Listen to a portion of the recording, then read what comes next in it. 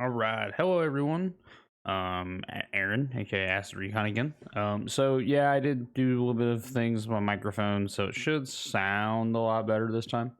Um, so for today's video, I just kind of wanted to go over in general, with the new set StrixHaven, kind of like where I'm at with it, what I'm feeling, and 5 cards out of everything that I think in this set that is going to shake standard to its core.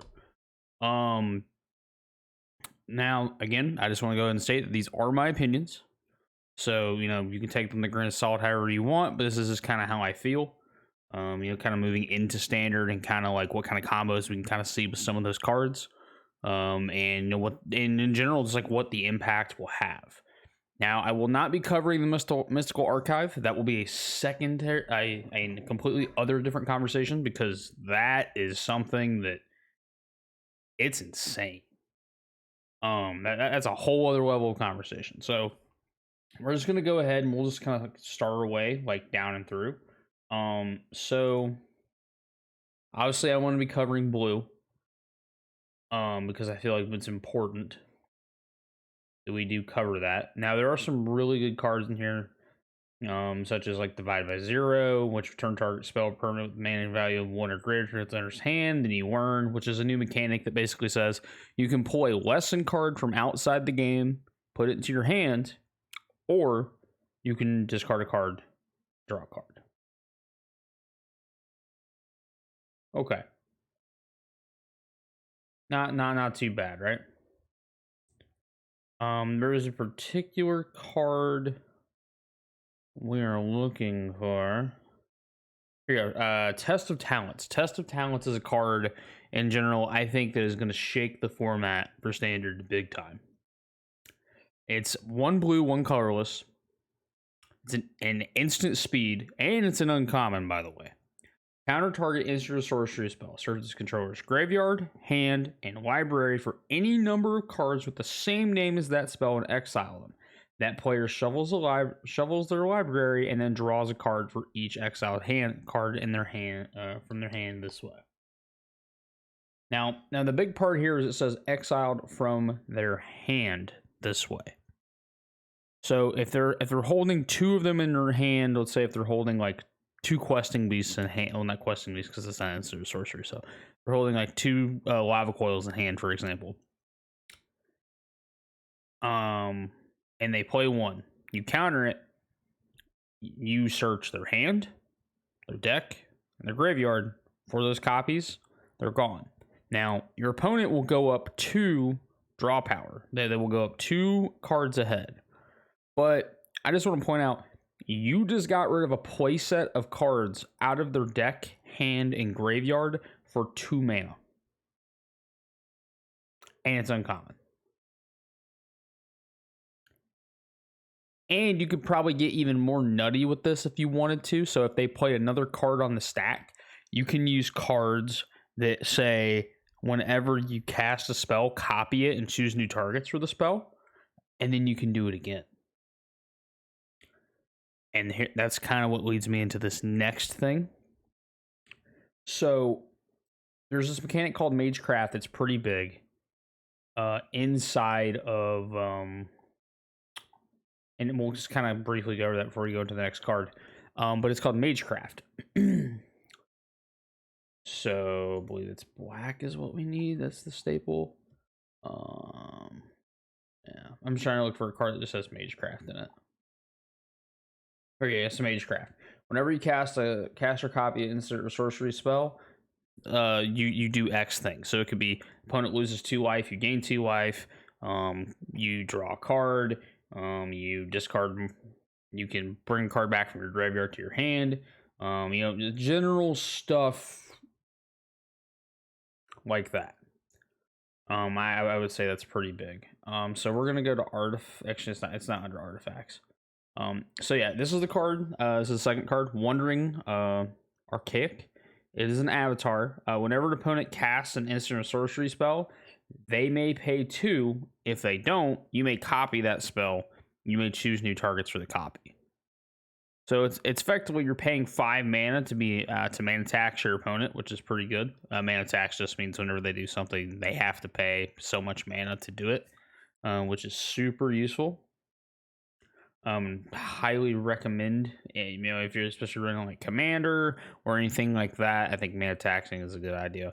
So it's a flip card, so it can either be that or it can be a colorless sorcery. It says each player looks at the top 5 cards of the library, reveals a land card or an instant or sorcery card from among them, puts their cards revealed this way into their hand and the rest of the bottom of the library in random order. Each player gains 3 life. So this is good and bad. It's more, I'd say it's more neutral state than anything. But if you're getting screwed over and you're not getting cards you want and you don't want to play that avatar, you can always play you can always do Explore the Vastlands. I actually like these flip cards a lot. I'm a big fan of them because they provide a lot of versatility to the game, and you never know what your opponent's going to play. Because it gives it, because it just it kind of shakes up Modern a little bit. Well, not Modern, Standard, and I in general like that. I feel like these double-faced cards are really good. So we're gonna go into I believe it's multicolored. Yes, it's multicolored. There is a card that is specifically green black that is just disgustingly good, and I'm a big fan of it. I was talking to my buddy Adaptations about it the other day. Me and him are kind of going into it. Yeah, so actually this right here, Harness Infinity. Now, granted, I want to point out something. This is a 7-drop card. Okay? So, I don't know all the new schools for, like, StrixHaven, so I'm just going to call them what Ravnica guilds, because that's what I'm used to, because I've been saying it for so long that way. If you're playing Golgari, more than likely, you're going to be throwing creatures in your graveyard to get them out anyway, right? I mean, that's the whole game plan of the deck, typically. That's what you're trying to do. So to spend 7 mana to exchange your hand and graveyard is huge. Because effectively, you could run stuff that says when this card is put in the graveyard, do X. Whether that be play it for free, whether that be make your opponent lose life, discard cards. I mean, those are pretty much the staples of black and green mixed together anyway. You know, put so much mana on the field. You know, whenever you discard so many cards, do X, Y, Z. So I mean, Harness Infinity it's disgusting. It's so good, and I see the jank that you can do with that. Meaning, I see the combo. I see a lot of versatility with that card. Great, it's a 7-drop card, so it is a little expensive. But with you playing green anyway, I don't foresee that being a problem, especially because Cultivate is still standard and still will be standard when this set comes out. So I don't foresee that really being a problem. So Harness to Infinity is like another good card. So there is. So that takes care of that. Then I think we're gonna head over to red next. Yeah, we're gonna head over to red next. So each card, I would say overall that each color gets some pretty decent cards. Actually, it's right here. Yeah, Crackle with Power. It's another expensive red card. It's 2 red and 3 X. Crackle with Power deals 5 times X damage up to X targets.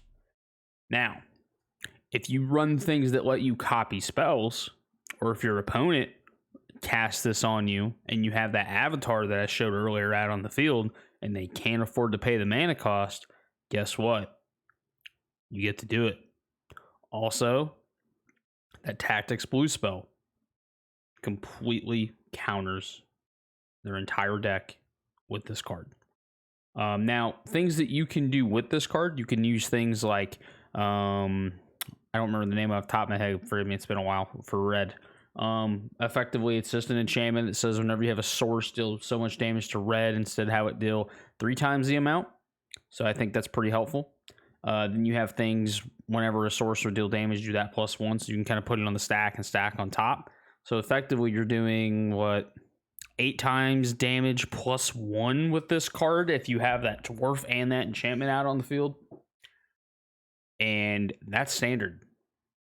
That's not even... I don't know if that enchantment's standard. I don't think that enchantment's standard. I'll have to look. I don't remember if it's standard. I feel like it is, though. Regardless, Crackle of Power is a super, like, busted card. It's really expensive. But again, I see the versatility and I see the use out of it. Outside of that, red doesn't really have a whole lot going for it in this set, in my opinion. So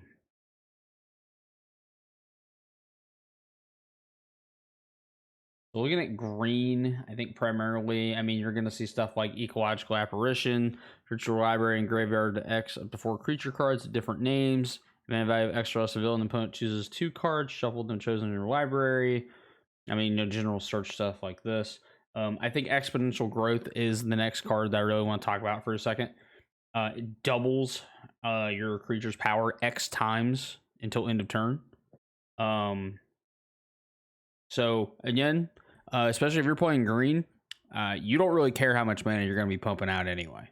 I mean, I'm just going to be blunt. This counters red very hard. I would say this doesn't really... I mean, blue's just going to counterspell it anyway. Black's just going to kill it. White's going to, obviously exile it. But if you're really trying to make a card turn into a threat very quickly, I think Exponential Growth is the way to do it. Just from my standpoint. I think it's useful. I love the art. And it's really good. Also, you can use just some like subcategory cards here to kind of talk about. You can use things like Field Trip, which is a 3-drop card. Now, I actually would run this with Cultivate, and here's why. They'll learn an idea. So, search your library for a basic forest card, put it on the battlefield tapped, and shuffle. If I'm only running mono green, I mean that's fine, or if I need green, that's fine. But the big thing here is that learn mechanic. So you can grab a learn spell from outside the game and put it in your hand and use it. So if you're playing against discard decks, it's pretty big. Because they can't really do a whole lot about it. So like, if I was to pull basic Conjuration, look at the top 6 cards of your library, build a creature card from among them, put it in your hand, the rest of my library in your random order, gain 3 life. Like, okay. And there's cards like Bookworm that are 8 mana. Here's the value. You pay, gain 3 life, draw a card. It's basically just Palico Worm, so a little more expensive. And then you can pay 3 and put it on top of your library. So, I mean, again, in general, I'd say it's pretty good. Now, if we do go to colorless, I want to go to colorless creatures. I'm trying to find them. Are they under multicolored? Or probably artifacts. So, if you're gonna play Commander, this is... So, I'm making this card in my top 5, just because in general, it means 4 out of 5, so this will be the last one next coming up. I think. I don't know, I kind of lost count. Cody Voracious Codex. Legendary artifact creature construct. You cannot cast permanent spells. Pay 4, tap to add all 5 colors of mana. When you cast your next spell this turn, exile cards from the top of your library until you exile an instant or sorcery card with lesser mana value. Until the end of turn, you may cast this card without paying its mana cost. Put each other card exiled this way at the bottom of your library in random order. So if you run Crackle with Power, you can just be like, all right, cool, I'm going to hit you with 3. I'm going to hit you with 2 Crackles of Power in 1 turn, and you can't do anything about it. So yeah, it's kind of busted. I'm a big fan of that. Some noteworthy cards to talk about here. I would say StrixHaven Stadium, you can probably do some cool things with. You add colorless, put a point counter on StrixHaven Stadium. Whenever a creature does combat damage, you remove a point counter. Whenever a creature controls deals damage to an opponent, put a point counter on the stadium. If you have 10 or more, remove them all. That player loses the game. Now, you can use things like... now, you can use... Because it's not in standard... I don't think. I think that's more of a historic card. Wait, no, Forsaken Monument is standard. Yeah, so you can use things like Forsaken Monument, which is very good. I think that's the one where it lets you untap all your permanents whenever you cast an artifact.